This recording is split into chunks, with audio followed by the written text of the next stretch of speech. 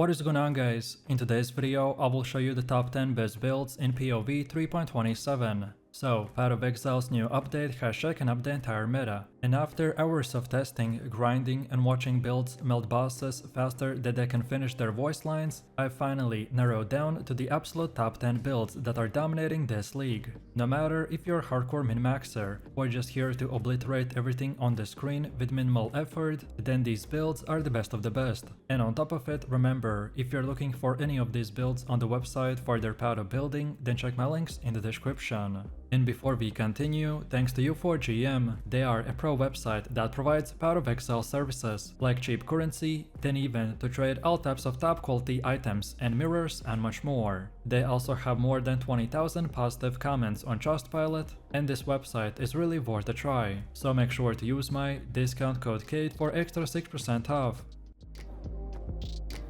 So kicking things off at number 1, we have the Kinetic Herald Stacker, which is an absolute monster of a build, and arguably the most broken setup I've seen in a recent memory. This thing is so overtuned that it probably won't survive another patch cycle. On paper it's insane. Over 20 million DPS, 12,000 physical hit cap, 40,000 elemental hit cap, as well as permanent 24% chill, then full elemental immunity and even energy shield over leech. And all of this is technically WoW on a budget. The secret sauce lies in the synergy between the Bloodline node, the Farewell to the Flesh, and the Kinetic Rain, the new wand skill that double overlaps its projectiles. Each herald will gain 2% more effect per 1% mana reserved, and when you're sitting at nearly 90% reservation thanks to the Herald of Thunder and Herald of Ice, then the numbers just go crazy. You'll start simple, so toss your heralds into the Honor of Home Helmet, then stack Empower and Elemental Focus, then slot in an Essence Worm to double dip on the scaling. And from there it's all about stacking Herald effect through the tattoos, cluster Jevels, and corruptions until your buffs will loop into themselves.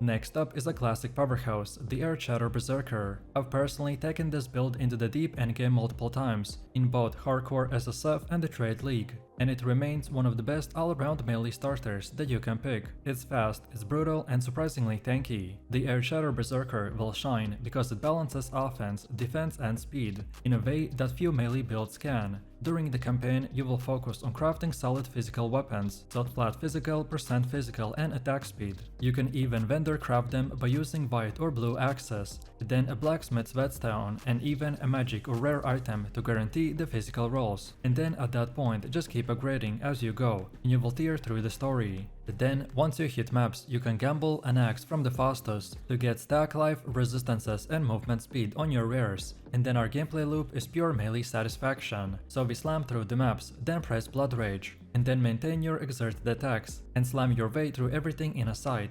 It's simple, effective and scales beautifully into the endgame. And the best part is that it's hardcore viable, so easy to gear and it hits like a truck even on day 1 of the league.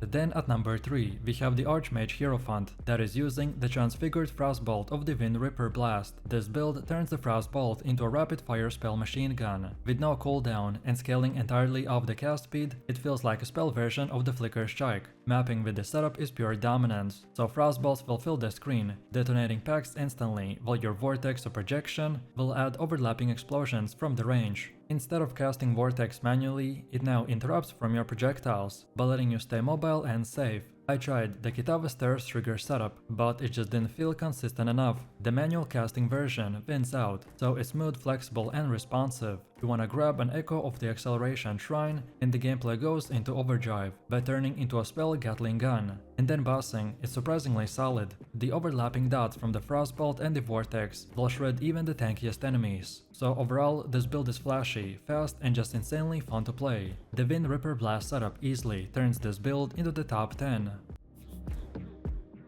Next up is the Deck Stacker Venom Gyre build. It's one of the most stylish and satisfying builds in the entire game. It's fast, elegant and absolutely lethal. This setup scales both its damage and defenses directly from dexterity, by turning each point into the raw speed, poison power and evasion. You'll start with the Cobra Lash early for smoother leveling, and then swap into the Venom Gyre once you get Chain and the extra projectiles from the third lab. And that's when the magic happens. The Venom Gyre becomes the seamless blend of melee and projectile gameplay, slicing through the mobs, while your returning bleeds will sweep up the stragglers. The Venom Gyre thrives in content like Legion, Carbrigger and the Shang boxes, thanks to its insane clear speed and mobility. Evasion, spell suppression and flask sustain make it deceptively tanky too. No matter if you go Dex, Int or even ward stacking, the build adapts beautifully. The high mobility, smooth progression and incredible mapping efficiency makes this one of the most enjoyable playstyles this league.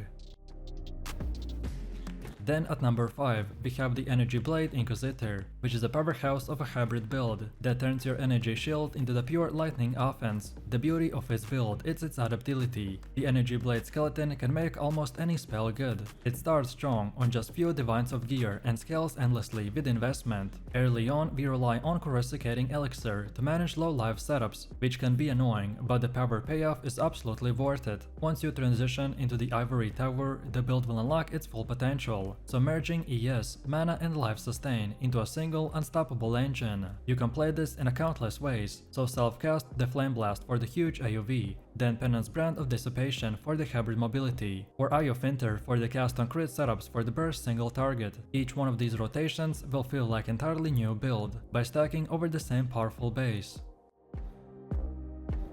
Then sliding into the number 6 is the Penance Brand of Dissipation Hierophant, which is one of the smoothest and most visually satisfying map builds in the game. You place your brands, they will attach to the enemies, you build up energy, and then explode in pulsing waves of destruction. It's elegant, fast, and scales incredibly well into the endgame. The Hierophant provides the perfect ascendancy synergy here. Mind over Matter and the Eldritch Battery together will give you a tanky sustain, and massive mana for auto reservation. You can run Zealotry, Discipline and Clarity, while still keeping plenty of defensive stacks active. Then the Brand Recall is your best friend. It lets you keep your brands active across entire packs, while repositioning safely. Mapping will also feel fluid, and bossing is all about timing and control. Once your brands hit the max energy, the explosion damage will be huge. Then at number 7, we got the Cyclone Gladiator Dexterity Stacker, also known as the Hollow Palm build. This setup takes the iconic Cyclone skill and strips away your weapons entirely, because who needs a sword when you can just punch the air fast enough to delete everything? Every point of our dexterity will boost our damage, attack speed and evasion. We will add Devoto's Devotion for even more speed and purity of elements for the full element immunity, and we are practically untouchable. The Gladiator's Ascendancy will provide block and bleed mitigation, while Flask Uptime and Raquel's Impatience boots will keep you immortal in motion. And the best part is that this is one of the fastest mappers in the game. You will spin, you will win, and everything else just gets deleted. Then number 8 goes to the Animate weapon of the Ranged Arms Necromancer, which is now fully remade thanks to the Bladefall of the Tartus. This new gem fix solves one of the build's biggest issues. No more manually casting Bladefall every few seconds. Now it continuously spawns blades, and keeping your Animate weapon uptime flawless. The build is ridiculously strong. Think of Poison SRS levels of power, but tankier and more flexible. It's hardcore viable, uber boss capable, and only requires minor gem swapping between mapping and bossing. Your main damage comes from the Animate weapon itself, backed by the Ray Spectre's Animate Guardian and Despair for the curse scaling. Convocation doubles also as offense and defense by pulling your minions into range and increasing the clear speed.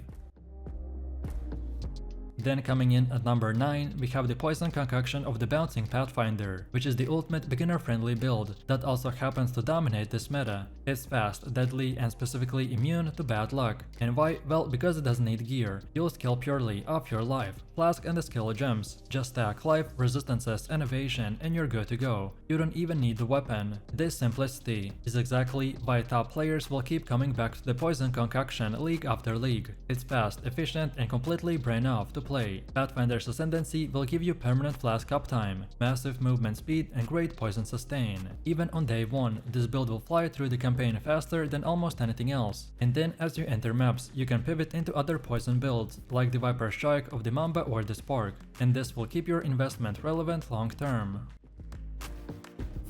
And finally, at number 10, we have the Flicker's Chuck Frostblade Champion build, which is the most chaotic fun that you can legally have in Path of Exile 1. The Flicker is back in 3.27, faster, stronger, and more unhinged than ever. The build thrives in motion. You can teleport from enemy to enemy, chaining kills so fast that the screen can just barely keep up. The Champion's Ascendancy rework pushes the Flicker into the God tier territory by combining insane fortify stacking with massive attack speed bonuses, with the Beacon of the Madness for double damage potential, Perseverance for armor and evasion, and Master of the Metal for impale scaling. This build feels like a hurricane of steel.